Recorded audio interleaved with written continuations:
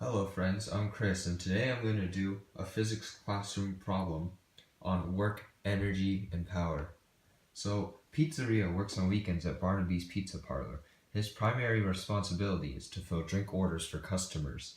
He fills a pitcher full of cola, places it on a countertop, and gives the 2.6 kilogram pitcher an 8.8 Newton forward push over a distance of 48 centimeters to send it to the customer at the end of the counter. The coefficient of friction between the pitcher and the countertop is 0.28. So what we can take from that problem is that an object is exerted on by a force of positive 8.8 newtons because it says that it was a forward push. Its mass is 2.6 kilograms. It was displaced 48 centimeters. And the coefficient of friction between the ground and the pitcher is 0.28.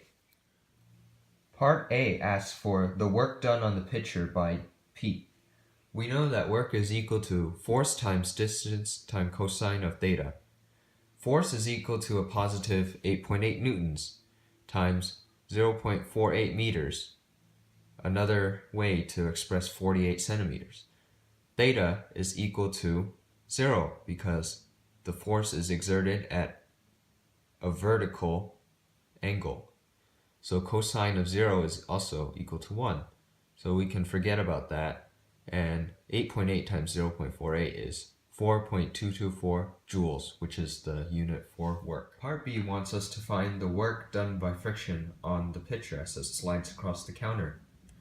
So we know that the coefficient of friction between the pitcher and the table is 0.28. The coefficient of friction is also equal to force of friction over force of normal. By rearranging, we can tell that force normal times 0.28 is force of friction. Force normal is also known as mg. So we can say that mg times 0.28 is equal to the force of friction. Substituting the already known values of m and g, we get that the force of friction is equal to 7.28 newtons. The work done by friction is also equal to force times distance times cosine theta.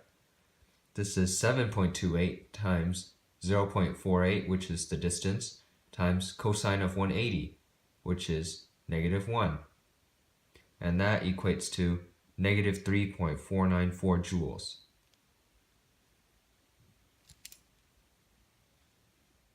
The work done by friction is negative because the force of friction is in the negative direction as shown by this poorly drawn free body diagram. Part C asks us for the total work done on the pitcher. So this would be the work done on the pitcher by P plus the work done by friction in the negative direction. We coincidentally know these from Part A and Part B. 4.224 minus 3.494 equals 0.73 joules in the positive direction. Part D wants us to find the kinetic energy after P is done pushing the pitcher.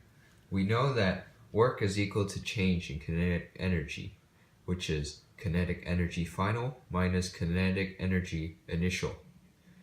We know that kinetic energy initial is actually 0 because initially the pitcher is not moving, so the velocity must be 0, and that cancels out. So we now know that work is equal to change in kinetic energy is equal to kinetic energy final. So we know that work is equal to kinetic energy final. So the answer is also 0.73 joules. Part E wants us to find the velocity of the pitcher after P is done pushing it. We know the kinetic energy of the pitcher after P pushes it as 0.73, also known as half mvf squared. Setting them equal to each other, we can find that Vf is equal to the square root of 1.46 over 2.6, which is the mass of the pitcher. Plugging it into a calculator, we can find that Vf is equal to 0.749 meters per second. Thank you for sticking through this video with me. If you couldn't tell, I'm pretty sick and I sound horrible. Please subscribe to Ben Hagen's Physics, because he is the greatest man alive and will teach you everything you need to know about physics.